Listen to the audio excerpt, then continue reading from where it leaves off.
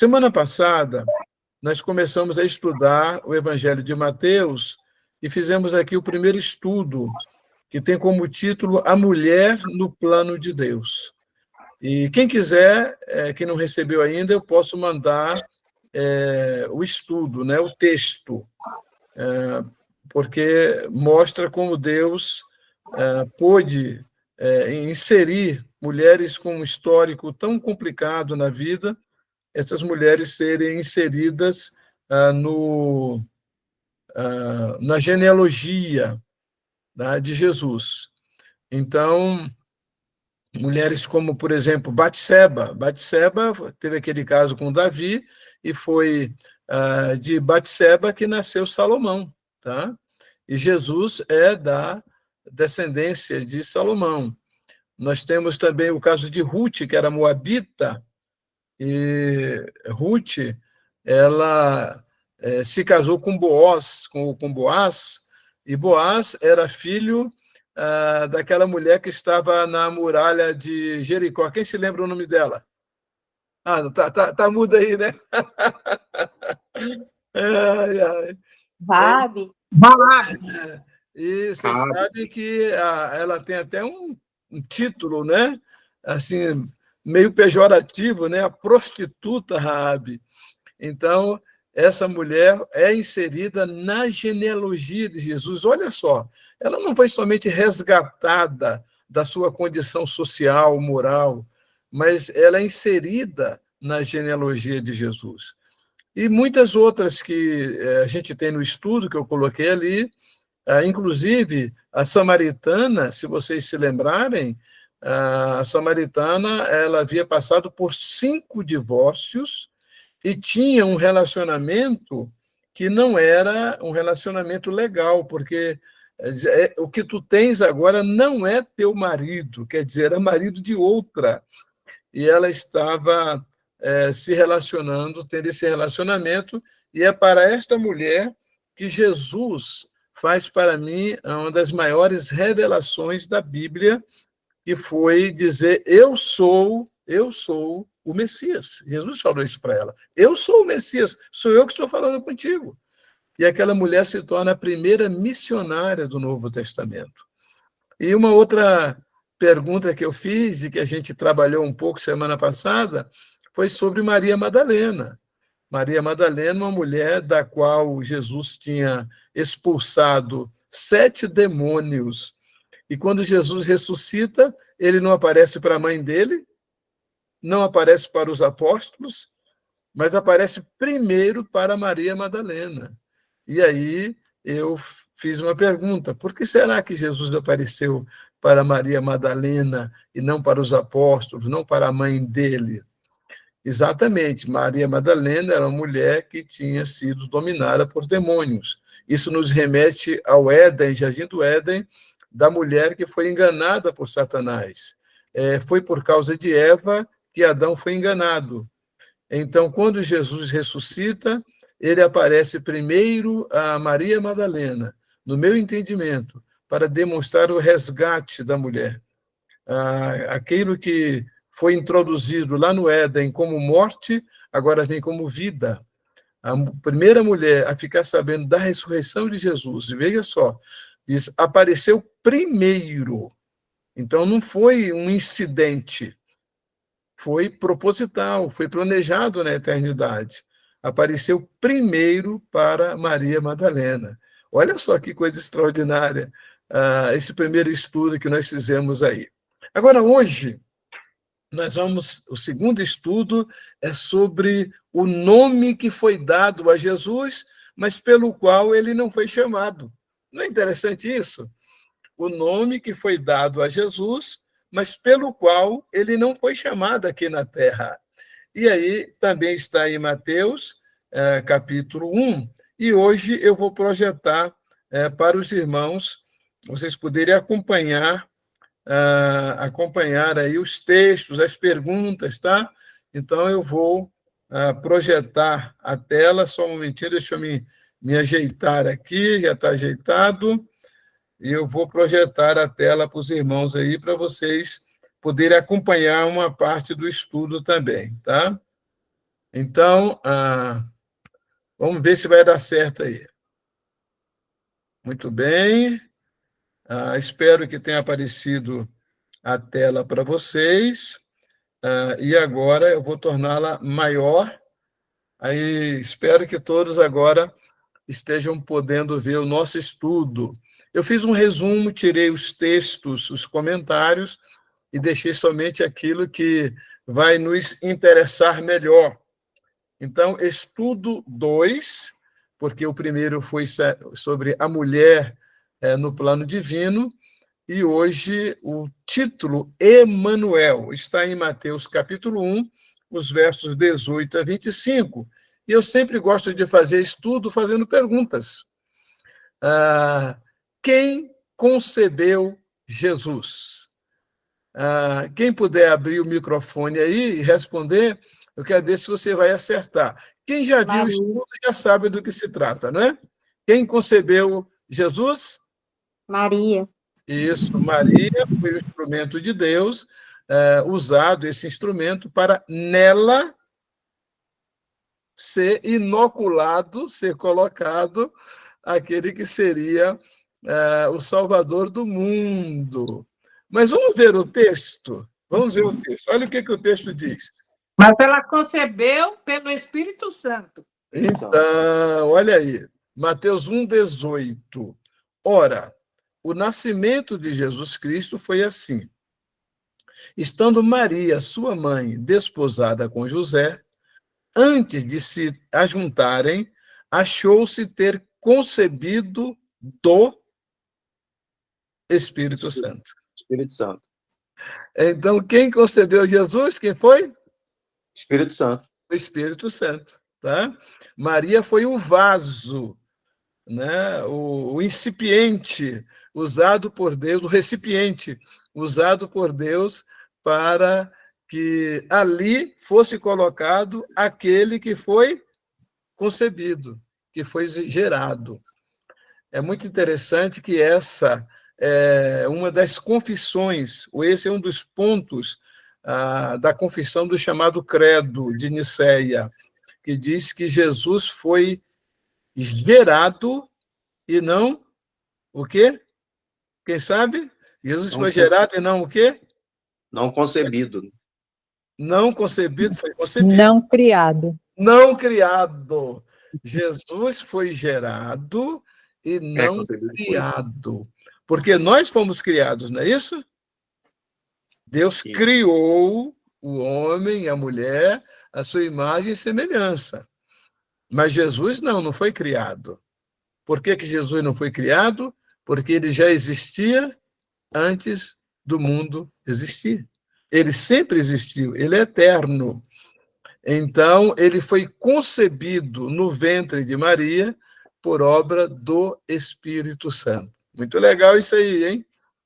Agora, essa é a primeira pergunta que a gente faz aí.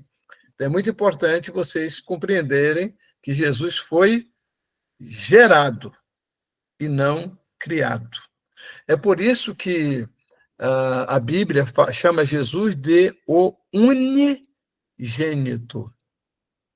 Jesus foi a única pessoa que foi gerada pelo Espírito Santo.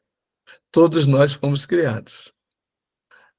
Unigênito, único gerado pelo Espírito Santo. Então, Jesus veio de Deus, veio do Espírito.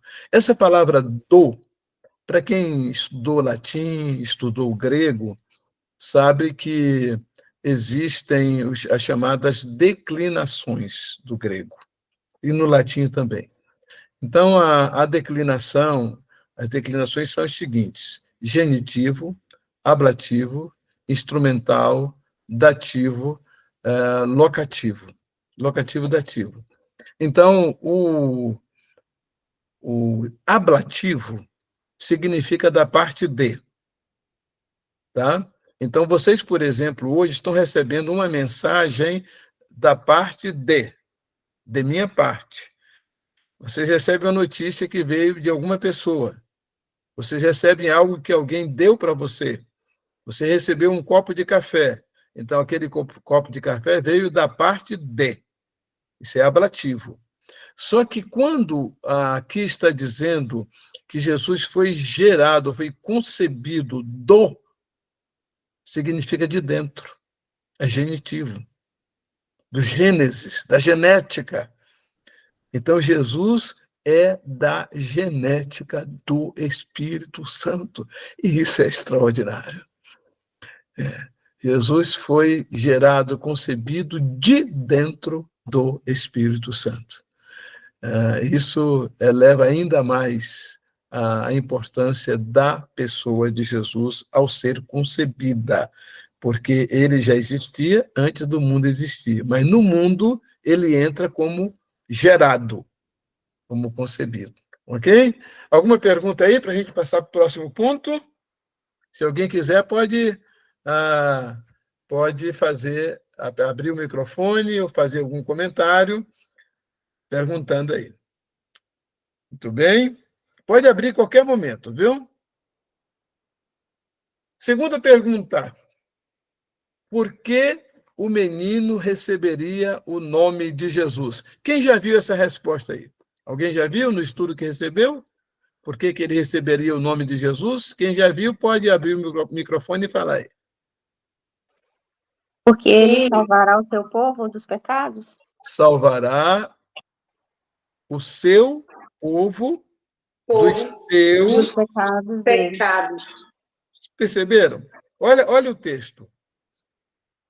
E ela dará à luz um filho, e lhe porás o nome de Jesus, porque ele, Jesus, salvará o seu povo dos seus pecados, dos pecados desse povo. Alguém sabe aí qual o significado da palavra Jesus? Quem sabe para dizer para nós aí? O Senhor é a salvação. O Senhor é a salvação. A palavra Jesus origina-se de Josué ou de Jeová. A palavra Jeová significa o Senhor é a salvação, Deus salva. Então, quando o menino recebe o nome de Jesus, está dizendo aquele que salva. Muita gente talvez não saiba disso, né? Mas Jesus já traz no seu próprio nome o significado da sua missão, do seu propósito. Jesus. Porque o menino receberia o nome de Jesus, porque ele salvará, ou salvaria, né, no caso, pensando naquele anúncio que o anjo faz a José, porque ele salvará o seu povo dos seus pecados. Então, o Jesus, ao receber o nome de Jesus, por causa do significado do nome. Na Bíblia, os nomes têm muito significado. As pessoas, as crianças recebiam os nomes, muitas vezes significando o que os pais esperavam daquela criança, ou significando uma circunstância em que aquela criança nasceu. Então, assim, era dado o nome, não é? Até, por exemplo, o nome Samuel, né? Vocês se lembram? Aquele que Deus ouve, né? Ouvido por Deus. E vai por aí afora, né? Quantas pessoas tiveram o nome tendo um significado especial. Lembra-se de Jacó? O nome Jacó significa aquele que... trapaceiro, né? Já pensou? A pessoa tem o nome de trapaceiro? O trapaceiro, né? Mas aí, quando ele volta lá de Harã, que ele tinha fugido do irmão exatamente por ter trapaceado o irmão, e que ele luta com o anjo, aí o anjo muda o nome dele para Israel. Israel significa aquele que luta com Deus e vence. Olha que lindo. Antes era o nome de trapaceiro, e agora ele recebe o nome de aquele que luta com Deus e vence. Esse é o meu desejo para todos vocês, para todos nós, né? Que nas nossas lutas a gente possa vencer com Deus. Por isso que Israel, o povo de Deus, é invencível, é imbatível, porque o significado é aquele que vence. Então, Então ela dará à luz um filho e porás o nome Jesus, porque ele salvará o seu povo dos seus pecados. Aí vem, já está aí o versículo, né? A resposta. Agora, a terceira pergunta. Vocês sabem que José estava prometido para Maria. Onde seria um noivado com um comprometimento maior? Não era apenas um noivado, era algo com um comprometimento maior, o significado da condição de José e Maria. Mas vocês sabem, né? Daí um pouco, Maria, a barriga está crescendo e tal, e José pensa, esse menino não é meu, né? Eu não sou o pai. E aí ele toma a decisão de deixá-la. Mas por que mesmo que José tentou deixar Maria? Quem pode me responder aí? Pode abrir o microfone e me falar. O Leonardo fez uma pergunta aí para o senhor. Fala de novo. Fala de novo. Ele deixou... Sim. Ele queria deixar por quê? Para protegê-la, né? Protegê-la de quê? Porque a Tá lei, certo. a própria lei era pesada, né? Para assim, para a sociedade da época, a própria Torá, a própria lei de Moisés, né? Era pesada, tinha pena pesada para a mulher que, por exemplo, engravidasse, e assim, como que Maria de repente engravidou, né? Se estava já prometida a José e era virgem, né? Como que ela, humanamente, para as pessoas, ela teria engravidado de outra pessoa. Sim.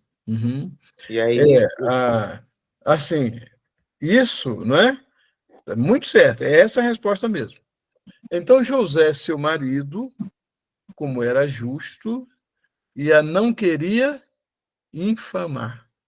Outra versão fala difamar. Exato. Por que isso? Ele queria protegê-la, exatamente, queria protegê-la. Porque ele sabia que ele não era o pai. Se ele assumisse, aí talvez os dois tivessem que ser apedrejados, teriam que ser mortos. Pastor, só... Sim. Eu tinha uma dúvida aqui. Sim, só um momentinho. Sim. Pode falar, quem está falando aí que eu não estou vendo é o Léo? Não, é porque eu ia falar que na minha versão aqui, inclusive fala aqui no versículo 19, né? Por ser José, seu marido, um homem justo, Sim. e não querendo expô-la, né? Sim. No caso a Maria, a desonra pública. Sim. Pretendia anular o casamento secretamente. Ó, legal, gostei dessa versão aí, não é? Ô, Binha, o que você ia perguntar, Binha? Você ia falar que era uma dúvida. Eu tenho uma pergunta também, porque é o seguinte, na lei, antigamente, se ele era o esposo e nesse caso ela estava grávida, não seria ele o primeiro a apedrejá-la? Ok, mas só que eu queria dizer o seguinte, eles ainda não estavam oficialmente casados. Então, a gravidez de Maria poderia caracterizar um pecado dos dois. Então, a primeira penalidade seria para os dois. Mas como ele sabia que ele não era o pai, então ele não quis denunciá-la, tá? Porque aí ele teria que expô-la publicamente e dizer, olha, não é meu filho, pode matar ela, eu não sei como é que ela ficou grávida, tá? Então, o dilema de José foi esse, Binha, tá? Que ele não queria acusar Maria. Eu fico pensando que ele devia amá-la, não é? Não querer expô-la, porque se fosse outra pessoa, poderia pensar assim. Deixa eu ver só um momentinho, irmão, se não tem alguém mais querendo entrar aí. Só um momentinho aqui, porque eu estou só com a tela aberta, eu não estou conseguindo ver se não tem alguém. Não tem. Então, ok. Pastor, tem dois irmãos que levantaram a mão pedindo... Tá bom. Ok. Então, quem pediu a palavra aí, um fala e depois o outro fala também. Ou já falaram? É só abrir o microfone, tá? Eu já falei. Foi, pastor. Sim. Nessa atitude de José, eu vi também muita humildade dele, né? Eu acho que esse foi também, né, um dos fatores, acho que porque Deus escolheu, né, esse casal. Uhum. Com certeza, com certeza. Então você vê que a humildade dele, e eu penso também o amor dele por Maria, né? E não querer expô-la, né? E ele então resolve fugir, né? Ou anular o casamento. Alguém mais tem alguma pergunta? Senão eu vou dar uma sequência aqui agora. Ok. Então, aí está a resposta, né? Porque ele era uma pessoa justa e não queria infamar, não queria denunciar Maria. É uma lição para a gente isso aí, não é? Lição muito grande. Às vezes a gente quer logo detonar alguém que nos fez o mal, que nos traiu, né? Que nos prejudicou. E o exemplo de José é um exemplo muito grande para as nossas vidas, até mesmo a gente procurar saber o que realmente aconteceu. Às vezes a gente toma decisões que são precipitadas na vida da gente, sem examinar os fatos. E às vezes a gente faz acusações com base numa primeira impressão, né? Olha só, Deus estava agindo, Maria estava grávida, era obra do Espírito Santo e José não sabia. Isso pode acontecer com qualquer um de nós, o que Deus está fazendo nas nossas vidas. Lá em João, capítulo 13, versículo 7, Jesus fala assim: o que eu faço, tu não sabes agora, mas compreenderás depois. Há tantas coisas que nos acontecem, que nós não temos a resposta, a explicação agora. E a gente não percebe que às vezes Deus está atuando. Era só a gente ter um pouquinho mais de paciência e pedir sabedoria a Deus para como agir. E aí José não quis tomar a decisão de denunciar Maria. E quando ele pensa em anular o casamento, o anjo vem e fala: não, olha, isso aí é obra do Espírito Santo. Volte e receba a sua mulher. Que coisa, hein? A quarta pergunta. Aí sim é o tema, né? É o tema do nosso estudo hoje. O menino Jesus teve um nome pelo qual não foi chamado, né? O que significa o nome Emanuel? Mateus 1:23. Isso aí todo mundo sabe, mas é bom que alguém aí abra o microfone e diga. Deus conosco. Deus conosco. Deus conosco. Isso. Que maravilha. Interessante, né? Vocês leram no Novo Testamento alguma vez alguém falando assim: ô Emanuel, chamando Jesus de Emanuel? Não tem, não é? Não. Não tem. Por quê?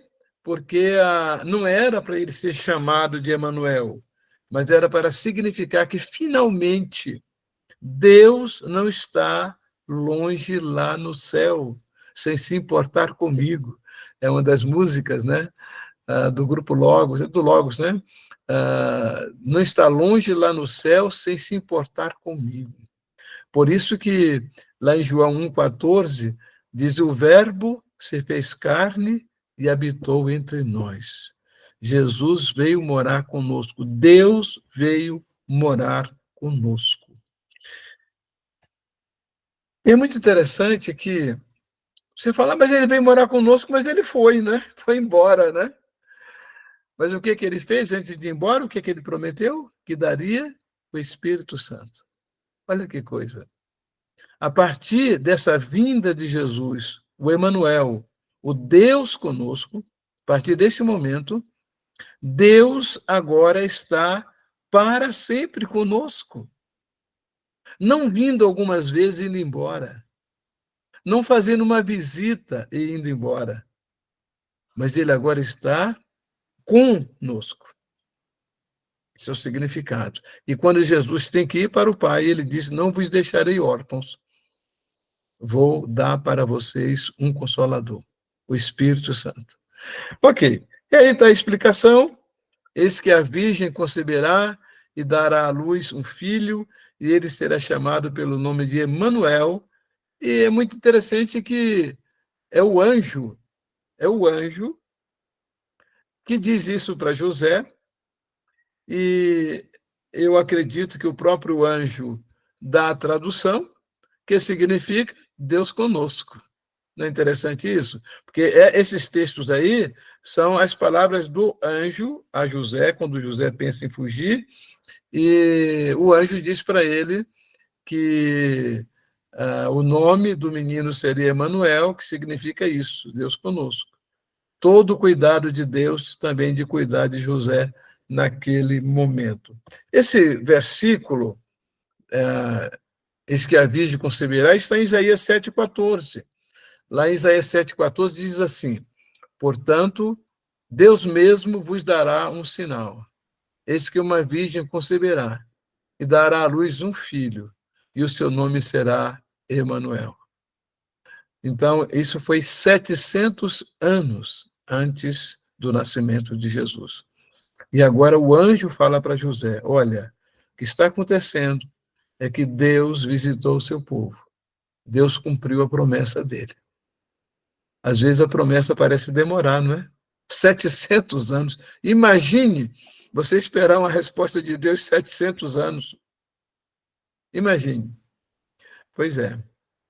Deus há de cumprir a promessa dele. Não importa quanto tempo vai se passar.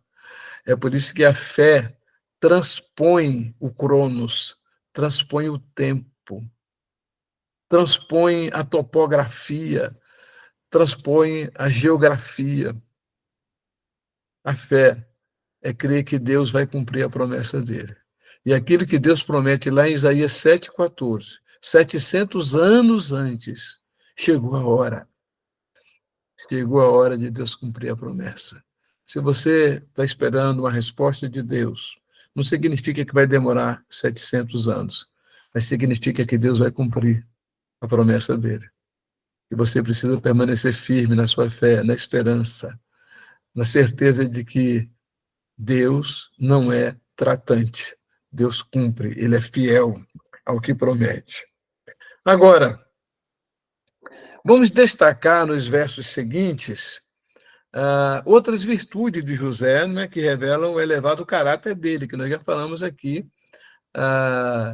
dele não querer denunciar Maria. Tá? Não querer denunciar. Se alguém quiser fazer uma pergunta, é só abrir o microfone, tá? Você nem apertar a mãozinha aí, pode só abrir o microfone e falar: tem uma pergunta, ok? Aí a gente não prossegue aqui, tenta responder. Se você tiver alguma pergunta e quiser deixar para o final, no final vou dar oportunidade para alguém, se alguém mais quiser fazer alguma pergunta. Destaque nos versos a seguir outras virtudes que revelam o elevado caráter de José. Então, por exemplo, em Mateus 1:24, alguém já viu aí qual é o elevado caráter de José? Posso falar? Sim. Eu vi 3 coisas em José, além do que o senhor já falou aí, do amor que ele tinha pela Maria, né? Então, eu vi aqui a obediência. É verdade, verdade. Submissão. Sim. E confiança, né? Sim. Ele ouviu o anjo falar, crer no que o anjo falou e confiar nisso, né? E obedece, né? Vi... Ele obedece. Então, são 3 características que eu acho que marcam o caráter de José. Muito bom, obrigado, que bênção. Olha aqui, fez como o anjo lhe tinha ordenado, tá? Obediência. E recebeu sua mulher, sem acusação, sem discriminação. Interessante isso. A outra, Mateus 1:25. Olha aqui o versículo. Aí eu quero que vocês me digam isso aí, o que é. Quem entende o que esse versículo está dizendo? Ele não desposou ela. Sim. Não teve vida íntima com ela até, vocês estão vendo aí? Até se casarem. Isso significa o quê? Santidade. Ele não a desposou. antes do nascimento do menino. Gente, imagine o que é uma pessoa casada, recém-casada, que se priva da vida íntima em respeito à sua esposa, em respeito à criança, espera durante todo aquele tempo em obediência, né? Não é fácil, não é fácil para um homem viver uma situação, dormir com uma mulher todos os dias, né? E respeitar a condição dela. Então, veja o caráter de José, um elevado caráter dele aí. Mas há uma coisa que eu quero esclarecer para vocês dentro deste versículo. Porque existe uma crença de que Maria foi virgem antes e depois do parto. Nós não temos base bíblica para isto, tá? A gente sabe que Maria foi uma mulher de Deus, uma mulher realmente separada por Deus para ser a mãe de Jesus. Maria não é a mãe de Deus, porque se ela fosse a mãe de Deus, ela existiria antes de Deus existir. Tanto que Jesus já existia antes de nascer. Então, Maria é mãe de Jesus, o Deus homem, né? O homem Jesus. Agora, aqui esse versículo nos mostra que Maria depois teve vida íntima normal com José. Porque diz enquanto. Isso significa que teve depois. Se não, diria assim, nunca teve. Entendeu? De acordo com este texto aqui. Outra coisa, ainda que Maria tenha sido uma mulher de Deus, né, que a ela a gente deve devotar todo o respeito, toda a consideração, como mulher de Deus, né, pessoa especial. Lá em Marcos, capítulo 6, diz que Maria teve outros filhos. Teve pelo menos 6 filhos, 4 filhos homens e 2 filhas. 4 filhos e 2 filhas. Então, isso não tira os méritos dela, da pessoa abençoada e importante que foi ela para a nossa vida. Mas a doutrina, o ensino de que ela foi virgem antes e depois do parto, antes sim, depois nós não temos base bíblica para isto. Okay? Só mais um esclarecimento para os irmãos em relação a esse ponto aqui. Não sei se alguém quer fazer alguma pergunta. Eu quero Sim. fazer uma. Eu também.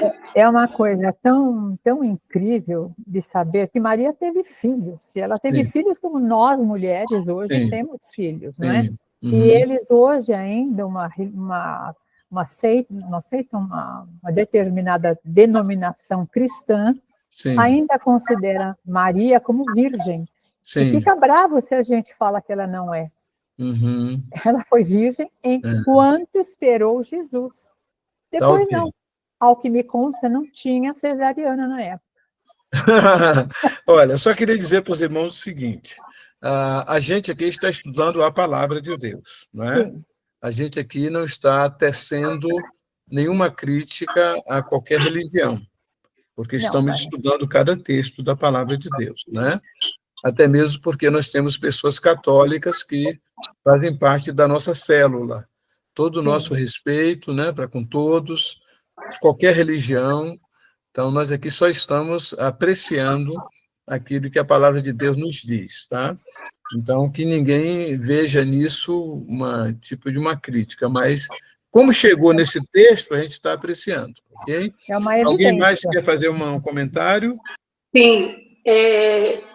O que eu entendo, né, quando fala que ela foi virgem antes e depois, né, que Jesus nasceu, porque quando o anjo conversou com ela, ela falou que ela não tinha conhecido o homem, ou seja, ela não teve de fora para dentro, né, uma intimidade. Sim. E se o Espírito Santo, quando ela teve essa criança viva, no relato que foi, né, ela continuou intocada por homem, então ela continuou virgem, ou seja, ela nunca foi tocada por homem. Uhum. Essa é uma das doutrinas que existem, né? A gente só não tem base bíblica para isso. A gente tem a base bíblica para o fato de que ela foi virgem antes do parto, né? E a criança nascer, a gente sabe que o ímen é partido, é rompido, né? Então, não tem como uma pessoa ser virgem depois do parto. E a Bíblia diz que Jesus teve outros irmãos, né? Foram 6, pelo menos, está lá em Marcos, capítulo 6. Mas eu acho que esse ponto aí não é um ponto para a gente se pegar nele, eu apenas fiz esse comentário por causa que veio esse assunto aqui. Tá ok, gente? Vamos aproveitar as outras coisas que podem... Vamos fazer o seguinte, vamos marchar naquilo que nos une e qualquer coisa que nos separar, vamos deixar de lado, tá ok? Vamos pensar naquilo que nos une, que pode alimentar, fortalecer a nossa fé. Agora, quais foram os meios usados para o anjo falar a José? Como foi que Deus falou a José? Em sonho. É interessante isso, né? Sonho profeta. Vocês viram que para Zacarias, o pai de João Batista, foi um anjo falar com ele, não é? Pessoalmente, lá, o Zacarias viu o anjo, tá? Para Maria, foi um anjo falar com ela. Mas para José, o José não viu o anjo, como Maria e como Zacarias viram, né? Ele falou em sonhos, né? Deus falou ele em sonhos, o anjo falando em sonhos. O que isso significa? Que Deus é soberano pelo modo como ele pode nos falar, né? O modo como ele pode ministrar a palavra dele ao nosso coração. E aí a gente precisa ter cuidado também para a gente não fazer dos sonhos o meio de revelação de Deus para nós. Tá? A Bíblia diz que, havendo Deus falado de muitas maneiras aos pais pelos profetas, então Deus tem variadas formas de nos falar. A mim, por exemplo, eu tenho uma experiência muito grande na palavra. Deus me fala muito através da palavra. E, assim, é uma coisa extraordinária. Agora, eu tenho experiências com sonhos também. E eu, mais ou menos, distingo quando é que Deus está me falando ou quando é que eu estou tendo um pesadelo, né? Ou quando eu fui dormir, né, algum efeito do alimento do dia anterior ou de alguma preocupação. Mas que os sonhos podem ser uma maneira de Deus nos falar, sim, eles podem ser. Eu não sei se entre os nossos irmãos que estão participando existe alguém que seja psicólogo, psiquiatra ou psicanalista. Tem algum de vocês com essa formação? Se tiver, abre o microfone aí e diz, se houver alguém. Eu convidei o Dr. Norton para participar conosco, ele é psiquiatra. Dr. Norton, eu ganhei o Dr. Norton para Jesus no consultório. Eu fui me consultar com ele e lá a consulta inverteu, né? E naquele dia a gente pôde compartilhar a palavra de Deus e ele aceitou Jesus como Salvador. Ele me disse que hoje talvez não pudesse estar presente, mas quem sabe nos próximos, né? Mas se tiver alguém que seja aí desta área da ciência humana, aí, da psicologia, da psiquiatria ou da psicanálise, abre o microfone aí. Se não tiver, é o seguinte, Freud dizia que os sonhos são a estrada do psiquismo real, que normalmente os sonhos são as coisas que a gente deseja, que a gente gostaria que elas acontecessem. E aí, lá na nossa psique, principalmente na área do inconsciente, como vocês sabem, nós temos o consciente, o pré-consciente e o inconsciente. O pré-consciente ele funciona como filtro, tanto para guardar coisa que vem do consciente, passa pelo pré-consciente e é armazenado no inconsciente, como também as coisas que estão armazenadas lá no inconsciente, quando elas voltam, passam novamente pelo filtro do pré-consciente e vêm para o consciente. Quando nós dormimos, por exemplo, as barreiras do sentido se relaxam. Então, os filtros são diminuídos, não é? Ou quase que ficam inexistentes, porque o pré-consciente funciona como filtro, como proteção para a nossa mente e para ver também o que pode ir para o consciente. Mas quando a gente dorme, as barreiras dos sentidos são relaxadas. E aí aparece coisa que está lá no inconsciente, mistura e coisas fantasiosas, mas são maneiras também de Deus nos falar. Eu tenho tido algumas experiências, oportunamente eu compartilharei isso. Mas aqui, quando o anjo fala a José, ele não tem dúvida. Tá? Quando Deus nos fala através dos sonhos, a gente não tem dúvida. Eu, no meu caso, eu não tenho. Tá? São muito claros para mim, quando Deus me fala através dos sonhos. Então, no caso de José aí, ele não teve dúvida. E o anjo estava falando com ele. E falou 2 vezes, tá? Na verdade, falou 3 vezes. Falou quando José queria fugir. Falou quando José estava lá em Belém e que Herodes queria matar as crianças. O anjo falou: pega a criança e foge, que Herodes quer matar a criança. E lá no Egito, eles fugiram para o Egito. Lá no Egito, depois de uns anos, vem novamente o anjo do Senhor e fala em sonhos a José, diz: pode voltar, que aqueles que procuravam a morte do menino já não existem mais. Então, pelo menos 3 vezes nós temos aí o anjo falando a José através de sonhos. Sempre lembrando o seguinte: Deus é soberano para nos falar como Ele quiser. Agora, se a gente quiser mesmo experimentar Deus falando na nossa vida, uma das maneiras extraordinárias é lendo a palavra. Porque é na palavra de Deus que nós vamos encontrar a revelação especial de Deus. Deus nos falou, Deus se revela a nós de 3 maneiras principais. A primeira, através da natureza. A Bíblia diz que os céus manifestam a glória de Deus e que o firmamento anuncia as obras das suas mãos. Diz lá em Romanos capítulo 1, a partir do versículo 18, que as coisas criadas revelam a natureza de Deus, seus atributos invisíveis, seu eterno poder. Então, a criação é um modo de Deus se revelar, com sua beleza, sua sabedoria, seu poder. Mas também, Deus nos fala. Então, isso é chamado de revelação geral ou natural, dentro da teologia.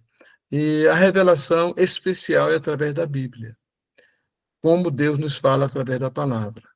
Então, a gente tem que ter cuidado para a gente não se orientar pelo que a gente pensa unicamente, mas principalmente pelo que a Bíblia diz.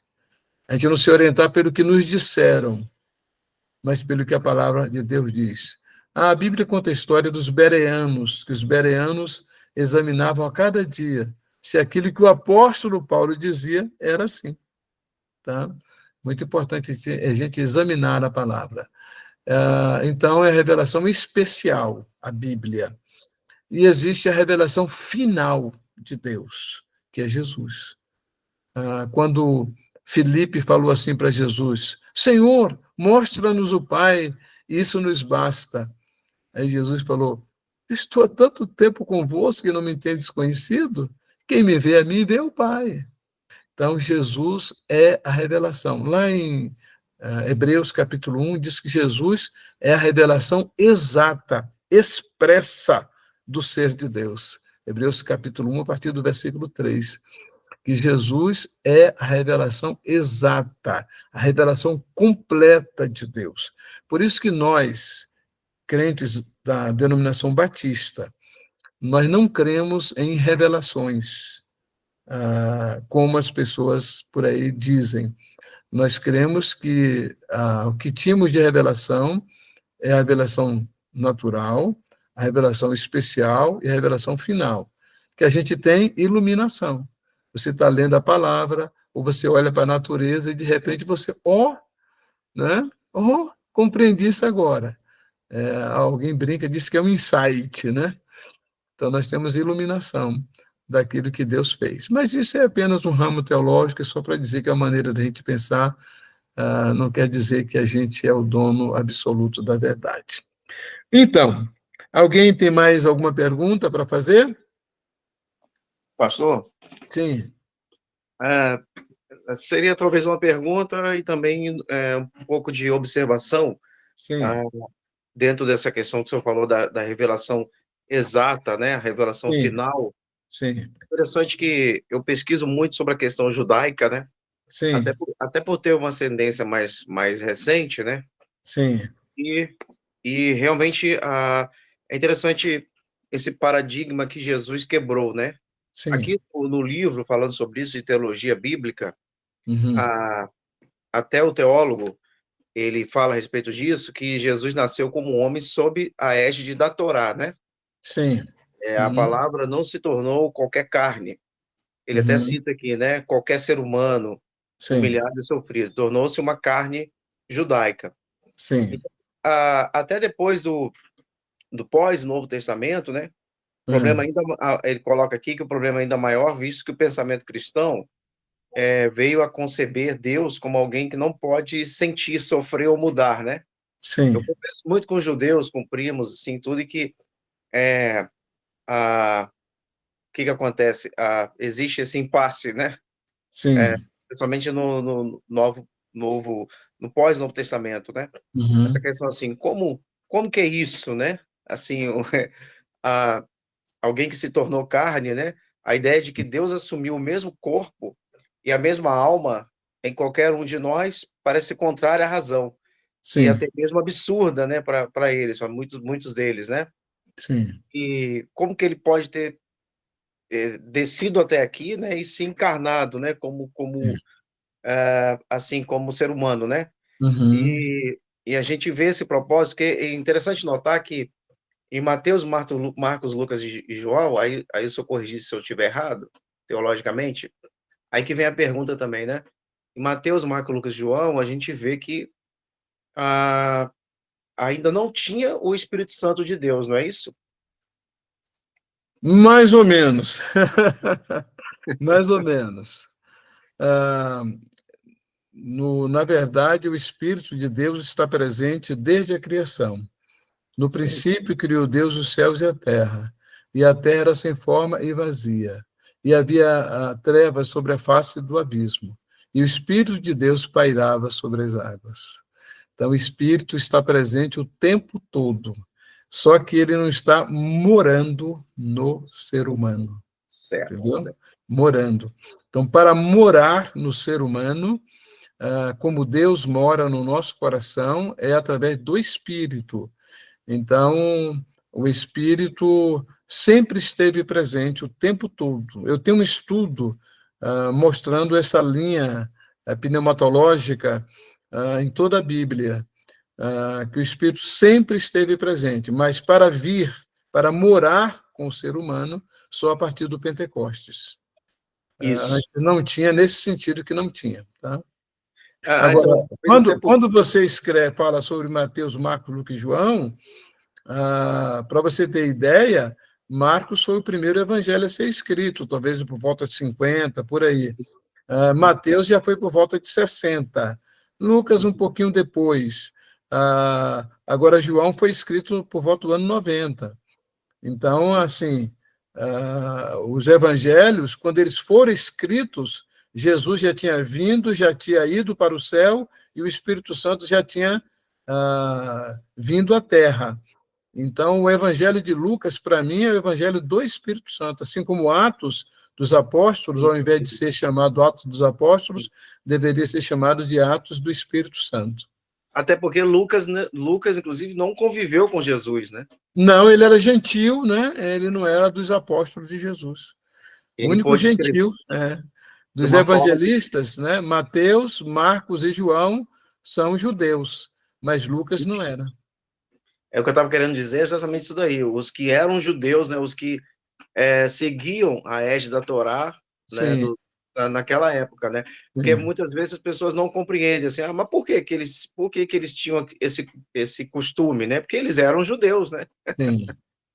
Exatamente. É isso, gente. Eu não sei se alguém mais tem algum comentário, alguma pergunta para fazer. Senão a gente vai encerrar, a gente vai orar, encerrando, e dizendo que semana que vem vamos estudar a lição 3, eu mando para vocês, tá? Aí vocês leiam, por favor, durante a semana, tentem responder aí, para quando chegar aqui a gente já está mais afiado, tá? Em relação ao estudo. Pastor, sim. Quero fazer um pedido de oração. Sim. Pelo meu cunhado Félix Balaniuk. Sim. Ele está hospitalizado e está numa situação muito delicada. Sim. E eu peço as orações para que Deus venha contemplar essa situação e, com o poder dele, fazer um restabelecimento na saúde dele. Amém. Péricles, né? O nome dele? Félix. Félix Balaniuk. Félix Balaniuk. É o irmão do Carlos? Isso. Beleza. Adina, irmãos, está falando de São Paulo, é amiga nossa. Foi primeiro... Esté, a minha amiga que eu trouxe aí, tá? Bem-vinda, Esté. Deus te abençoe aí, que bom. Então, a Adina já é nossa amiga de muitos anos e foi primeira amiga da Idélia, né? Depois que viemos a nos conhecer e construímos essa amizade aí, que tem sido uma bênção também. Então, gente, nós vamos orar. Se mais alguém desejar fazer um pedido de oração, a gente pode aproveitar agora para colocar diante de Deus. Pastor Joselito, eu queria oração pela minha filha Alice. Ela está com alergias incuráveis, assim. Sim. Uhum. Eu não consegui identificar quem que falou agora. Alice é filha de quem? Minha, Tassiana. Tassiana, ok. Então, Alice, o Félix. Mais Pastor, alguém? Sim. a Suelen. Sim, Suelen. Te pedir, primeiramente, eu gostaria de agradecer, né, minha irmã, pelo convite. Amei o estudo. Falar com o Senhor, ouvir da palavra de Deus é maravilhoso. Amém. Gostaria de pedir oração pela vida do meu pai. Ele voltou com a ferida no pé, né? Ele é diabético. A ferida dele agora veio com, vamos dizer assim, abriu bastante o pé dele. Sim. E gostaria de pedir aos irmãos que orassem pela vida dele. O nome dele é Valdo. Pela saúde dele. Amém. E da minha vida também. Eu queria dizer para os irmãos que o irmão Luiz Sávio é o coordenador do Ministério de Oração. Aí, Sávio, eu vou pedir para você anotar, por favor, esses pedidos de oração aí, para a gente colocar na nossa lista, tá? Dos irmãos que oram, tá? Então, é pelo Félix, que é o cunhado da Adina, pela Alice, que é filha da Tassiana, e também pelo Walter, que é o pai da Suelen. Okay? Vai anotando para nós aí, por favor. Ok, está anotado, eu vou passar para o grupo. Tá, por favor. Há mais alguém que quer fazer um pedido de oração? Eu gostaria de pedir oração para o Marco Aurélio, meu esposo. Quem é que está pedindo? É a Marilene? Isso. Marco Aurélio Sávio. Ok. Mais algum alguém? motivo específico?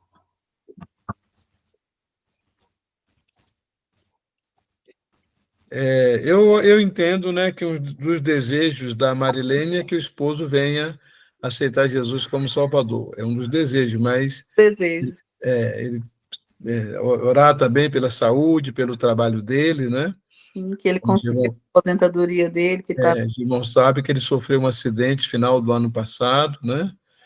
Então, isso está trazendo consequências, sequelas para a vida dele, para que o Senhor venha em socorro dele. Sim.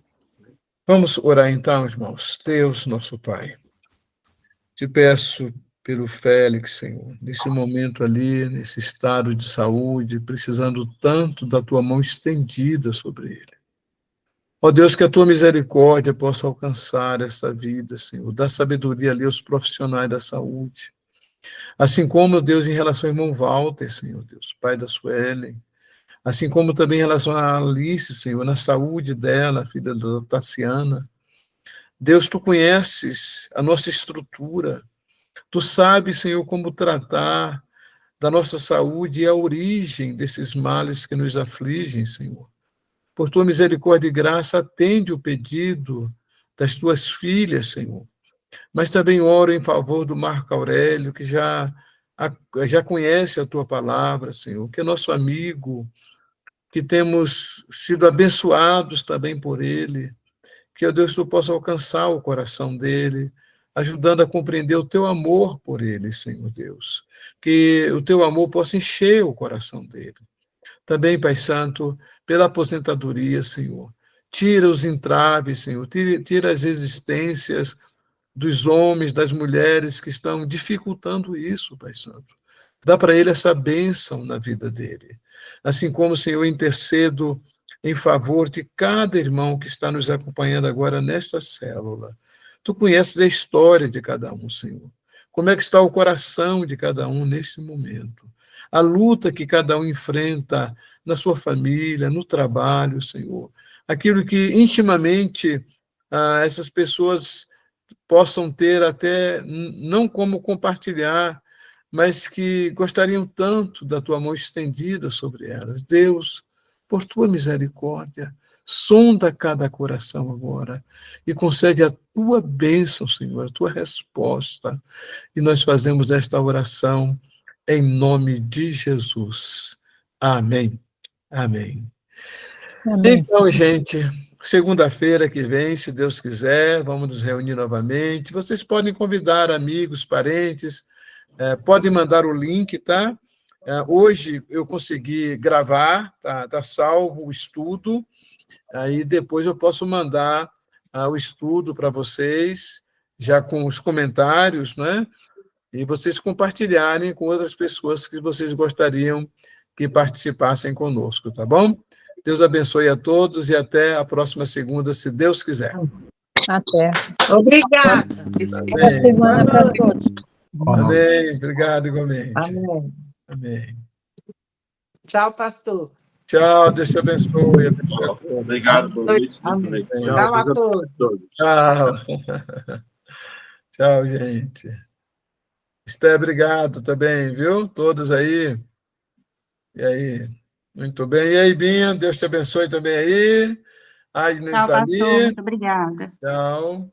Vera, Deus te abençoe também. Juliana, Léo. Amém, pastor. Deus abençoe. Amém. Abraço a todos, viu?